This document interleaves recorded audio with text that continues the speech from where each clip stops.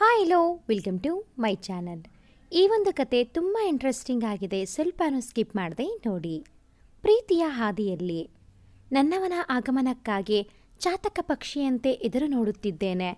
ನನ್ನವನ ಆಗಮನ, ಅದರ ಜೊತೆಗೆ ಎಲ್ಲಕ್ಕಿಂತ ಖುಷಿ ಕೊಡುವ ವಿಷಯವೇನೆಂದರೆ ನನಗೀಗ ನವಮಾಸಗಳು ತುಂಬಿವೆ. ನಮ್ಮಿಬ್ಬರ ಪ್ರೀತಿಯ ಕುಡಿಯ ನಿರೀಕ್ಷೆಯಲ್ಲಿ ನಾವಿಬ್ಬರೂ ಕಾತರದಿಂದ ಕಾಯುತ್ತಿದ್ದೇವೆ. ನನ್ನವ ಇಂದು ಬರ್ತೀನಿ ಅಂತ ಹೇಳಿದ್ದಾರೆ, ಸೊ ಅವರಿಗೆ ವೇಟಿಂಗ್. ಅವರು ಬರುವಷ್ಟರಲ್ಲಿ ನಮ್ಮ ಬಗ್ಗೆ ಪರಿಚಯ ಮಾಡಿಬಿಡ್ತೀನಿ, ಓಕೆ? ಅವರು ಕಮಾಂಡರ್ ಚಾರ್ವಿಕ್, ಮನೆಯವರ ಮುದ್ದಿನ ಮಗ, ನನ್ನ ಕಾಡುವ ಮುದ್ದು ಪತಿದೇವ. ನಮಗೆ ಮದುವೆಯಾಗಿ 2 ಇಯರ್ಸ್ ಕಂಪ್ಲೀಟ್ ಆಗ್ತಾ ಬಂತು. ಯು ನೋ ವಾಟ್, ನಮ್ಮದು ಒಂಥರ ಲವ್ ಆ್ಯಂಡ್ ಅರೇಂಜ್ ಮ್ಯಾರೇಜ್.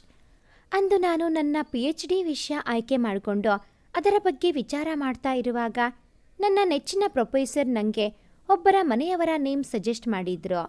ನನಗೆ ನಿಜಕ್ಕೂ ಖುಷಿ ಆಯಿತು ಆ ಮನೆಯ ಬಗ್ಗೆ ಕೇಳಿ. ಯಾಕೆ ಅಂತೀರಾ? ನಾನು ಆರಿಸಿಕೊಂಡ ವಿಷಯ ಆರ್ಮಿ ಮತ್ತು ಆರ್ಮಿ ಫ್ಯಾಮಿಲಿ ಅಂತ.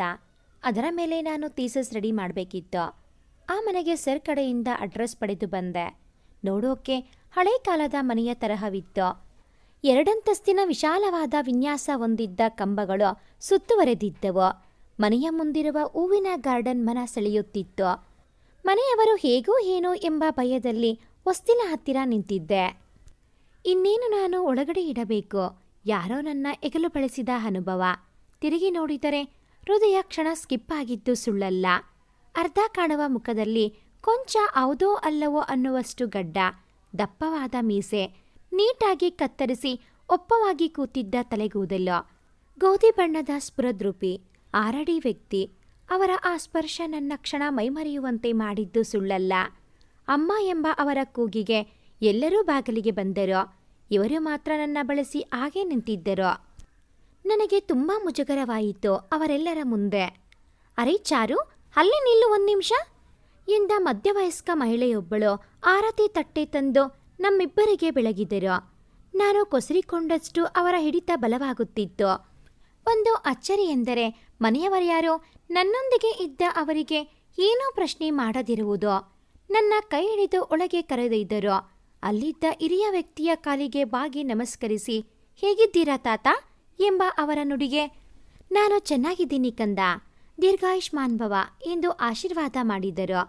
ಅವರ ವಯಸ್ಸಿಗೆ ತಲೆಬಾಗಿ ನಾನೂ ಸಹ ಕಾಲಿಗೆ ಬಿದ್ದಾಗ ಶೀಘ್ರಮೇವ ಕಲ್ಯಾಣ ಪ್ರಾಪ್ತಿರಸ್ತು ಎಂದಾಗ ಮಾತ್ರ ಕೋಪ ಬಂತು. ಆದರೂ ಸುಮ್ಮನಿದ್ದೆ. ಚಾರು, ಹೋಗಿ ಫ್ರೆಶ್ ಆಗಿ ಬೇಗ ಬಾ ಎಂದರು ನಮಗೆ ಆರತಿ ಮಾಡಿದ ಮಹಿಳೆ. ಸರಿಮಾ, ಹೀಗೆ ಬಂದ್ವಿ ಎಂದರು. ನನಗೆ ತಿಳಿಯುವ ಮುನ್ನವೇ ನನ್ನ ಕೈ ಹಿಡಿದುಕೊಂಡು ಅವರ ರೂಮಿಗೆ ಕರೆದೊಯ್ದು ಅವರ ಕಬೋರ್ಡ್ ಇಂದ ನನ್ನ ಕೈಗೊಂದು ಚಂದದ ಸೀರೆ ಕೊಟ್ಟರು. ನಾನು ಮಾತನಾಡುವ ಮುನ್ನವೇ ಬಾಯಿ ಮೇಲೆ ಬೆರಳಿಟ್ಟು, ಶೂ, ಈಗ ಮಾತಾಡೋಕೆ ಟೈಮ್ ಇಲ್ಲ, ಬೇಗ ಹೋಗಿ ಸ್ನಾನ ಮಾಡಿ ಈ ಸೀರೆ ಉಟ್ಕೊಂಡು ತಯಾರಾಗು ಕಂದ ಎಂದರು. ಅವರ ವರ್ತನೆ ಕಂಡು ನನಗೆ ರೇಗಿತ್ತು. ಬಾಯಿ ತಿರುವುವಾಗ ಹತ್ತಿರ ಕೆಳೆದುಕೊಂಡು, ನೋಡು ಹನಿ, ಈಗ ನಾನು ಹೇಳಿದ ಹಾಗೆ ಕೇಳದೆ ಹೋದರೆ ಸೀರೆ ನಾನೇ ಉಡಿಸ್ತೀನಿ. ನಿಂಗೆ ಓಕೆ ಅನ್ನೋದಾದ್ರೆ ಹೇಳು, ನಂಗೋಕೆ, ಚಾಯ್ಸ್ ಈಸ್ ಯುವರ್ಸ್ ಎನ್ನುವವರ ಮಾತಿಗೆ ಭಯ ಬಿದ್ದು ಸೀರೆ ಹಿಡಿದುಕೊಂಡು ಅವರು ತೋರಿಸಿದ ಬಾತ್ರೂಮ್ಗೆ ಹೂಡಿದೆ. 100ಕ್ಕೂ ಮೀರಿ ನನ್ನೆದೆ ಬಡಿತ ಜಾಸ್ತಿಯಾಗಿತ್ತು ಅವರ ಸನಿಹಕ್ಕೆ.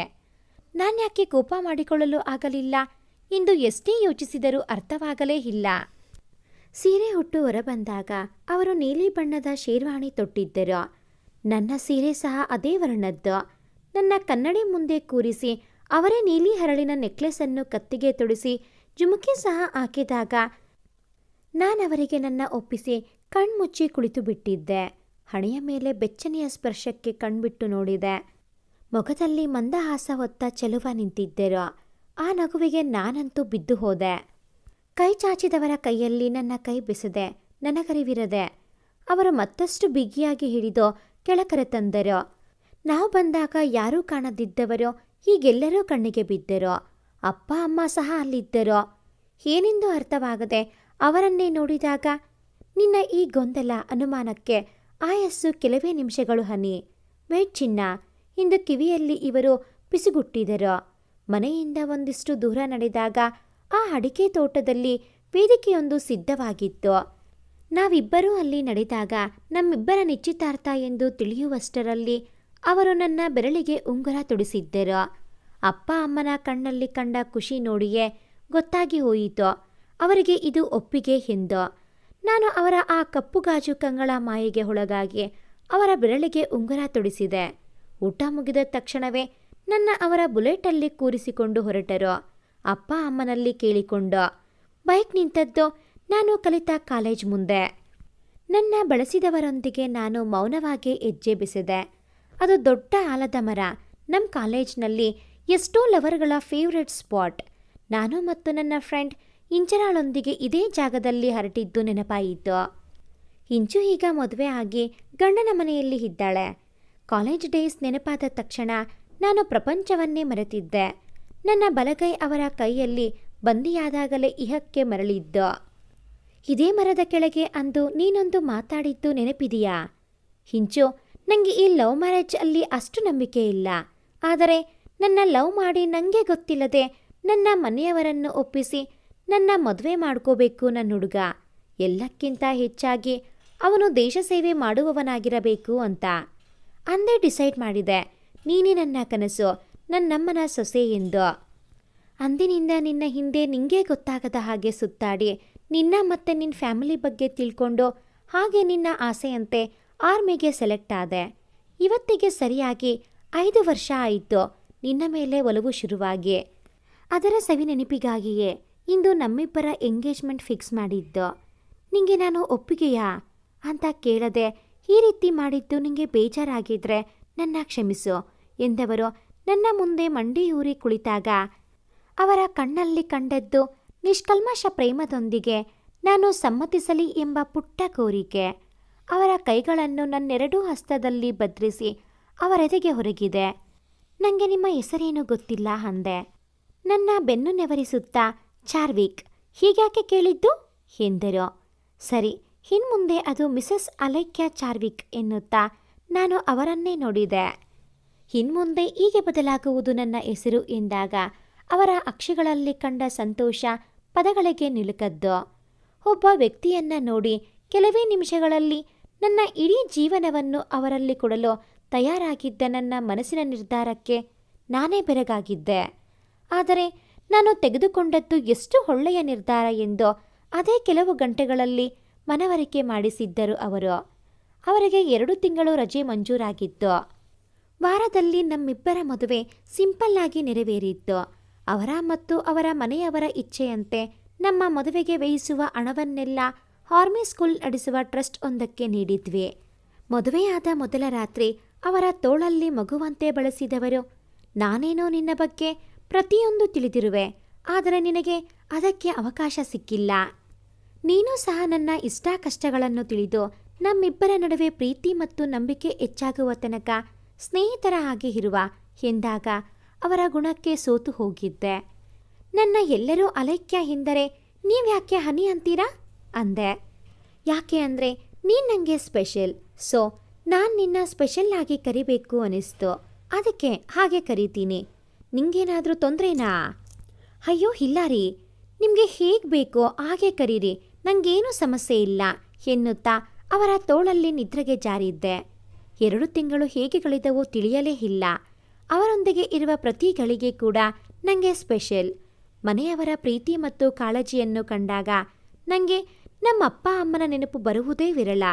ಅಂದು ಅವರು ಹೊರಡುವ ದಿನ. ಮುಂಜಾನೆ ಅವರ ಬ್ಯಾಗ್ ಪ್ಯಾಕ್ ಮಾಡಿ ಆದಷ್ಟು ಅವರ ಕಣ್ಣಿಗೆ ಬೀಳದೆ ಜಾಗ್ರತೆ ವಹಿಸಿದ್ದೆ.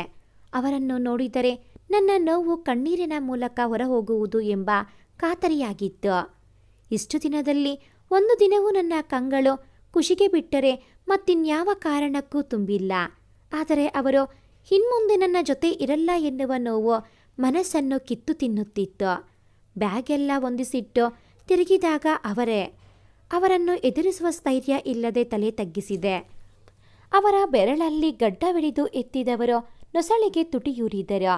ನಾನು ಸುಮ್ಮನೆ ಕಣ್ಮುಚ್ಚಿದೆ, ಅವರ ಸನಿಹವನ್ನು ಅನುಭವಿಸುತ್ತಾ. ಮೊದಲ ಸಲ ಅವರ ತುಟಿಗಳು ತುಂಟಾಟ ಶುರು ಮಾಡಿದ್ದವು. ಕೆನ್ನೆಯನ್ನು ಹಿಡಿದು ಅವರಿಂದ ಸರಿದು ನೋಡಿದರೆ ಅವರ ನಯನಗಳ ತುಂಬ ತುಂಟತನ. ಮತ್ತೊಮ್ಮೆ ಅಪ್ಪಿದೆ ಅವರನ್ನು.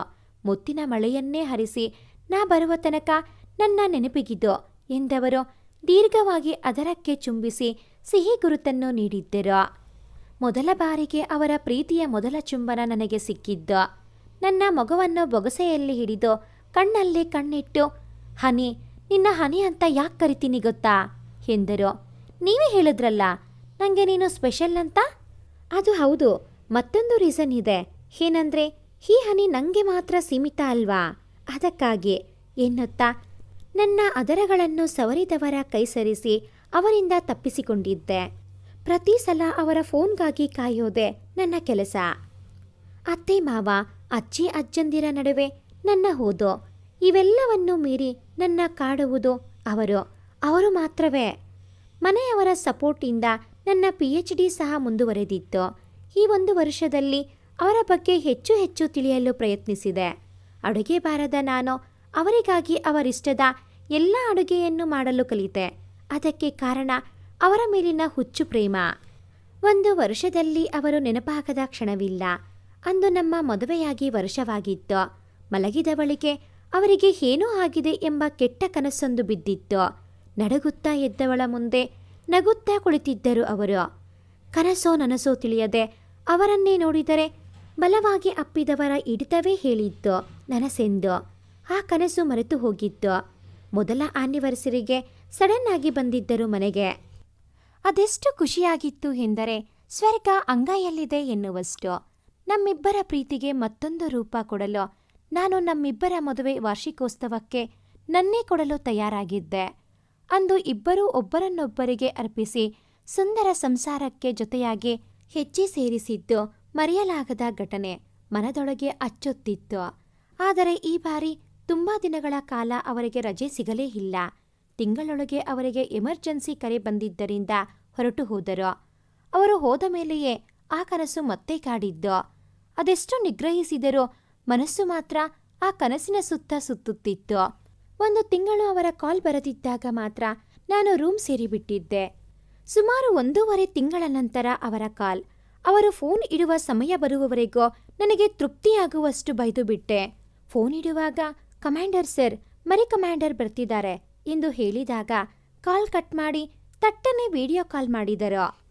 ನಿಜವಾ ಎಂದವರ ಕಂಗಳಲ್ಲಿ ಅಂದು ನನಗೆ ಪ್ರೇಮ ನಿವೇದನೆ ಮಾಡಿದ್ದ ದಿನವಿದ್ದ ಹೊಲವೇ. ನಗುತ್ತಾ ತಲೆಯಾಡಿಸಿದೆ ಹೌದೆಂಬಂತೆ. ಎಲ್ಲರಿಗೂ ಗೊತ್ತಾ ಎಂದಾಗ, ಇಲ್ಲ, ಮೊದಲು ನಿಮಗೆ ಹೇಳಿ ಆಮೇಲೆ ಹೇಳುವ ಅಂತ ಕಾದಿದ್ದೆ ಎಂದೆ. ಸರಿ ಹನಿ, ಇನ್ಮುಂದೆ ಜಾಗ್ರತೆ ಕಂದ. ನೋಡು ಹೇಗಾಗಿದ್ದೀಯಾ, ಇಲ್ಲಿ ಒಂದೇ ರೀತಿಯಾಗಿ ಇರುವುದಿಲ್ಲ ಪರಿಸ್ಥಿತಿ. ನೀನು ನನ್ನ ಬಗ್ಗೆ ಆಲೋಚಿಸುವುದು ಬಿಟ್ಟು ಆರೋಗ್ಯ ನೋಡಿಕೋ ಹನಿ ಎಂದವರಲ್ಲಿ ಅಂದಿನ ಕಾಳಜಿಯೇ.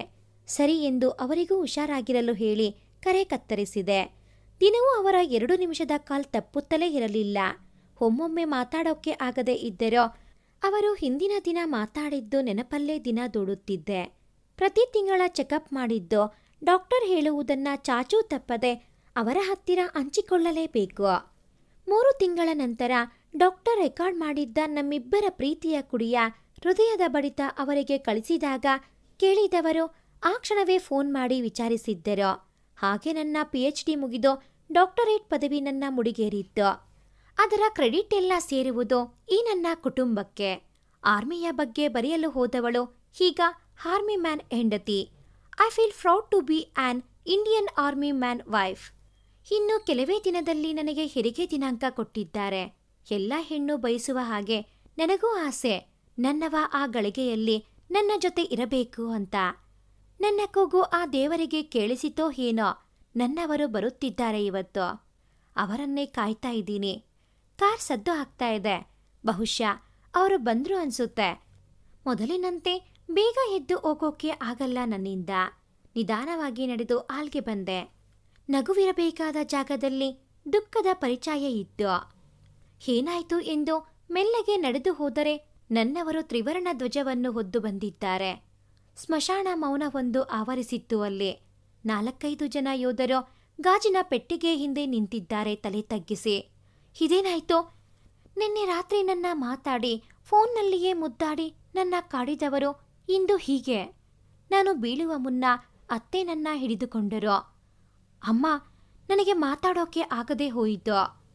ಅಮ್ಮ, ಅವರಿಗೆ ಎದ್ದೇಳೋಕೆ ಹೇಳಿ. ಯಾಕೀಗೆ ಮಲಗಿದ್ದಾರೆ? ಅಮ್ಮ, ನೀವೇ ಹೇಳಿ ಅಮ್ಮ, ನಿನ್ನೆ ತಾನೇ ಹೇಳ್ತಾ ಇದ್ರು, ನಾನು ಬರುವಾಗ ನೀನು ಈ ಸೀರೆ ಉಟ್ಕೊಂಡು ನಗ್ತಾ ನನ್ನ ಸ್ವಾಗತಿಸಬೇಕು ಅಂತ. ನೋಡಿ, ನೀವಾದರೂ ಹೇಳಿ ಅಮ್ಮ. ಅವರು ಹೇಳಿದ ಹಾಗೆ ನಾನು ತಯಾರಾಗಿ ನಿಂತಿದ್ದೀನಿ.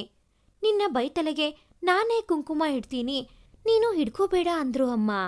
ನೋಡಿ ಅಮ್ಮ, ಇಲ್ಲಿ ನೋಡಿ, ನಾನು ಅವರಿಗಾಗಿ ಕುಂಕುಮನ ಇಲ್ಲೇ ಇಡ್ಕೊಂಡು ನಿಂತಿದ್ದೀನಿ. ಹೇಳಿ ಅಮ್ಮ, ನೀವಾದರೂ ಹೇಳಿ. ಇಂದು ಆ ಗಾಜಿನ ಪೆಟ್ಟಿಗೆಯ ಮುಂದೆ ಕೂತೆ. ಕಣ್ಣುಗಳು ಮಾತ್ರ ನೀರು ಹಾಕಲು ತಯಾರಿಲ್ಲ. ಅತ್ತೆ ಬಂದು, ಅತ್ತು ಬಿಡು ಮಗಳೇ, ಈ ರೀತಿಯಾಗಿ ಸುಮ್ಮನಿದ್ದು ಒಳಗೆ ನೋವು ನುಂಗಬೇಡ ಎಂದರು. ನಾನು ಅವರಿಂದ ಸರಿದು, ಇಲ್ಲ ಅಮ್ಮ, ನಾನು ಅಳಲ್ಲ. ಅವರು ಹೇಳಿದ್ರು, ಅಮ್ಮ, ಒಂದು ವೇಳೆ ನೀನೇನಾದ್ರೂ ಅತ್ರೆ ನಿನ್ನ ಕಣ್ಣೀರಲ್ಲಿ ಕರಗಿ ನಿನ್ನಿಂದ ದೂರ ಹೋಗ್ತೀನಿ ಅಂತ. ಇಲ್ಲಮ್ಮ, ಅವರು ನನ್ನೊಳಗೆ ಇರಬೇಕು, ಯಾವುದೇ ಕಾರಣಕ್ಕೂ ಹೊರಗೆ ಹೋಗಬಾರದು ಎನ್ನುತ್ತಾ ಗಟ್ಟಿಯಾಗಿ ಕಣ್ಮುಚ್ಚಿದೆ. ನನ್ನ ಪ್ರಜ್ಞೆ ತಪ್ಪುವ ಮುಂಚೆ ಅವರನ್ನು ನೋಡಿದೆ. ತಣ್ಣನೆಯ ನಗುವೊಂದನ್ನು ನನ್ನತ್ತ ಸೂಸಿದ ಹಾಗೆ ಭಾಸವಾಯಿತು. ಕೆನ್ನೆಯ ಮೇಲೆ ಪರಿಚಿತ ಸ್ಪರ್ಶ, ಮೊಗದ ತುಂಬ ಸೂಸುತ್ತಿರುವ ಅದೇ ಬಿಸಿ ಉಸಿರು. ಹರೇ ಚಾರು ಎನ್ನುವ ತುಟಿಯ ಮೇಲೆ ಒಂದು ಸಿಹಿ ಮುತ್ತು. ಮೆಲ್ಲಗೆ ಕಣ್ತೆರೆದೆ. ಅವರೇ ಎದುರಿಗೆ ಆಶ್ಚರ್ಯದೊಂದಿಗೆ ನೋಡಿದೆ. ನನ್ನ ಮಗವನ್ನು ಸವರುತ್ತಾ, ಕೆಟ್ಟ ಕನಸು ಕಂಡೆಯ ಅನಿ ಎಂದಾಗ ಇಷ್ಟೊತ್ತೂ ಕಂಡದ್ದು ಕನಸೆಂದು ತಿಳಿದು ಮನಸ್ಸು ನಿರಾಳವಾಯಿತು. ಅವರನ್ನು ತಬ್ಬಿ ಬಿಕ್ಕಳಿಸಿದೆ. ರೀ, ಪ್ಲೀಸ್ ನನ್ ಜೊತೆನೇ ಇರಿ, ಎಲ್ಲೂ ಹೋಗ್ಬೇಡಿ ಎಂದೇ ಅಳುತ್ತಾ. ಹನಿ, ನೋಡಿಲ್ಲಿ, ಅಳೋದ್ಯಾಕೆ ಕಂದ? ನಾನ್ ಬಂದಿದ್ದೀನಿ ಅಲ್ವಾ? ಡೋಂಟ್ ವರಿ ಹನಿ. ನಿಂಗೆ ಕೆಟ್ಟ ಕನಸು ಬಿದ್ದಾಗಲೆಲ್ಲ ನಾನು ಹುಷಾರಾಗಿ ಬಂದು ನಿನ್ನ ಸೇರ್ತೀನಿ. ಅಳೋದು ನಿಲ್ಸು. ಇನ್ನೇನಿದ್ದರೂ ನಗುತ್ತಾ ನಮ್ಮಿಬ್ಬರ ಈ ಪುಟ್ಟ ಕಂದನನ್ನು ಬರಮಾಡಿಕೊಳ್ಳುವ, ಓಕೆನಾ ಎಂದು ಕೆನ್ನೆ ತಟ್ಟಿದರು. ನಾನು ಊ ಎಂದು ತಲೆ ಆಡಿಸಿ ಅವರೆದೆಗೆ ಕಿವಿ ಕೊಟ್ಟೆ. ಬೆಚ್ಚನೆಯ ಅಪ್ಪುಗೆಯೊಂದಿಗೆ ಮುತ್ತೊಂದು ನನ್ನ ನೆತ್ತಿಯ ಪಾಲಾಗಿತ್ತು. ಅಂದು ಇಡೀ ದಿನ ನನ್ನವನಿಂದ ಸರಿಯಲೇ ಇಲ್ಲ. ಮುಂಜಾನೆ 4 ಸಮಯ ನನ್ನವನ ತೋಳಿನಲ್ಲಿ ಮಲಗಿದ್ದ ನನ್ನ ಎಚ್ಚರಿಸಿದ್ದು ನಮ್ಮಿಬ್ಬರ ಪ್ರೇಮದ ಕುಡಿ. ನನ್ನ ಕೈ ಹಿಡಿದವರ ನೇತ್ರಗಳಲ್ಲಿ ನನಗಿಂತ ಹೆಚ್ಚು ನೋವಿತ್ತು. ನಾನು ಪಡುವ ಕಷ್ಟ ನೋಡಿ ಉದರದ ನೋವನ್ನು ಅವರಿಗಾಗಿ ತುಟಿ ಕಚ್ಚಿ ಸಹಿಸಿದೆ. ನಾ ಅತ್ತರೆ ನನಗಿಂತ ಜಾಸ್ತಿ ಅಳುವುದು ಅವರೇ ಎಂದು. ಡಾಕ್ಟರ್ ಪರ್ಮಿಷನ್ ಕೇಳಿ ನಾನು ಕಂಡ ಮತ್ತೊಂದು ಕನಸನ್ನು ನನಸು ಮಾಡಿದ್ದರು. 1 ತಾಸಿನ ನೋವಿನ ಬಳಿಕ ಅವರದೇ ಪಡೆಯಚ್ಚು ನನ್ನ ಕೈ ಸೇರಿತು. ಹಣಗೆ ಮುತ್ತಿಟ್ಟವರು, ಕಂಗ್ರಾಟ್ಸ್ ಕಂದ, ಮಿನಿ ಕಮಾಂಡರ್ನ ಕೊಟ್ಟಿದ್ದಕ್ಕೆ ಎಂದಾಗ ಇಷ್ಟೊತ್ತು ಪಟ್ಟ ವೇದನೆ ಕೂಡ ಸವಿಜೇನಾಗಿತ್ತು. ಈ ಸಾರಿ ಅವರಿಗೆ ಮಂಗಳೂರಿನ ಕಡಲಿಗೆ ವರ್ಗಾವಣೆಯಾಗಿತ್ತು. ಹಾಗಾಗಿ ನಾವು ಕುಟುಂಬ ಸಮೇತ ಒಟ್ಟಾಗಿ ಇದ್ದೀವಿ. ನಮ್ಮದು ಕಡಲ ತಡಿಯ ನಾಡು. ಅಂದು ದೂರವಿದ್ದು ಅನುಭವಿಸಿದ ವಿರಹ ಈಗಿನ ನಮ್ಮಿಬ್ಬರ ಸನಿಹದ ಒಲವಿನಲ್ಲಿ ಕರಗಿ ಹೋಗಿದೆ. ಏನ್ ಮೇಡಮ್, ಯೋಚನೆ ಮಾಡ್ತಾ ಇದ್ದೀರಾ? ಜಾಸ್ತಿ ಯೋಚನೆ ಮಾಡಿದ್ರೆ ಹೊಟ್ಟೆಯೊಳಗಿರುವ ನಮ್ಮ ಪುಟ್ಟ ಅಲಕ್ಯಾಗೆ ತೊಂದರೆ ಆಗಲ್ವಾ ಎನ್ನುತ್ತಾ ಶಾಲೊಂದನ್ನು ನನಗೆ ಹೊದಿಸಿ ಪಕ್ಕ ಕುಳಿತವರ ಹೆಗಲಿಗೆ ಹೊರಗಿದೆ. ಏನಾಯ್ತು ಕಂದ? ಏನಿಲ್ಲ ರೀ, ಎಷ್ಟು ಬೇಗ ಸಮಯ ಓಡುತ್ತೆ ಅಲ್ವಾ? ನಮ್ಗೆ ಮದುವೆ ಆಗಿ 5 ವರ್ಷ ಆಗ್ತಾ ಬಂತು. ಆದರೂ ನಮ್ಮಿಬ್ಬರಿಗೆ ಈಗ ತಾನೇ ಮದುವೆ ಆದಂತಿದೆ. ನಿಜ ಕಂದ, ನನ್ನ ಪ್ರೀತಿಗೆ 10 ವರ್ಷ. ಪ್ರತಿ ಸಲ ನೋಡುವಾಗಲೂ ನಿನ್ನ ಮೇಲೆ ಪ್ರೀತಿಯಾಗುತ್ತೆ. ಈ ಪ್ರೀತಿಯ ಹಾದಿಯಲ್ಲಿ ಸವೆಸಿದ ದಾರಿಯ ಪರಿವಿಲ್ಲ. ಏಕೆಂದರೆ ನಿನ್ನ ಪ್ರೇಮ ಅದೆಂದೂ ನನ್ನ ಪಾಲಿಗೆ ಕಡಿಮೆ ಎನಿಸಲೇ ಇಲ್ಲ. ಥ್ಯಾಂಕ್ ಯು ಸೋ ಮಚ್ ಕಂದ, ಈ ನಿನ್ನ ಪ್ರೀತಿಗೆ ಎನ್ನುತ್ತಾ ನೆತ್ತಿಗೆ ಮುತ್ತಿಟ್ಟರು. ಪಪ್ಪ, ಇದು ಮೋಚ, ಮಮ್ಮಂಗೆ ಅಷ್ಟೇ ಪಪ್ಪಿ ಕೊಡ್ತೀಯ ನೀನು, ನಂಗೆ ಇಲ್ವಾ ಎನ್ನುತ್ತಾ ಅವರ ತೋಳು ಸೇರಿದ್ದ ನಮ್ಮ 3 ವರ್ಷದ ಚಂದನ್. ಬೀಚ್ನ ತಟದಲ್ಲಿ ಸೂರ್ಯಾಸ್ತ ನೋಡುತ್ತಾ ಕುಳಿತಿದ್ದ ನನಗೆ ಶರದಿಯ ಕೆಂಬಣ್ಣವನ್ನು ನನ್ನ ಕೆನ್ನೆಯ ಮೇಲೆ ಮೂಡಿಸಿದ್ದರು ನನ್ನ ಪತಿ ಮಹಾಶಯರು. ಮಗನ ಮುಂದೆ ಏನಿದೆಲ್ಲ ಇಂದು ದೊಡ್ಡ ಕಣ್ಣು ಬಿಟ್ಟರೆ ಕಣ್ಣು ಹೊಡೆದು ಮತ್ತೆ ತಮ್ಮ ಎದೆಗೆ ಹತ್ತಿರವಾಗಿಸಿಕೊಂಡರು. ಎಂದಿನಂತೆ ಅವರ ಹೃದಯದ ಬಡಿತಕ್ಕೆ ಕಿವಿಯಾಗಿ ಸಾಗರದೊಳಗೆ ಅವಿಯಲು ಹೊರಟ ಪೂರ್ವಾಧಿಪತಿಯನ್ನು ಕಣ್ತುಂಬಿಸಿಕೊಂಡೆ. ಈ ಒಂದು ಕತೆ ನಿಮಗೆ ಇಷ್ಟ ಆಗಿದ್ದಲ್ಲಿ ಪ್ಲೀಸ್ ಲೈಕ್ ಮಾಡಿ, ಶೇರ್ ಮಾಡಿ, ಹಾಗೆಯೇ ಕಾಮೆಂಟ್ ಮಾಡೋದನ್ನು ಮರಿಬೇಡಿ. Thanks for watching this video.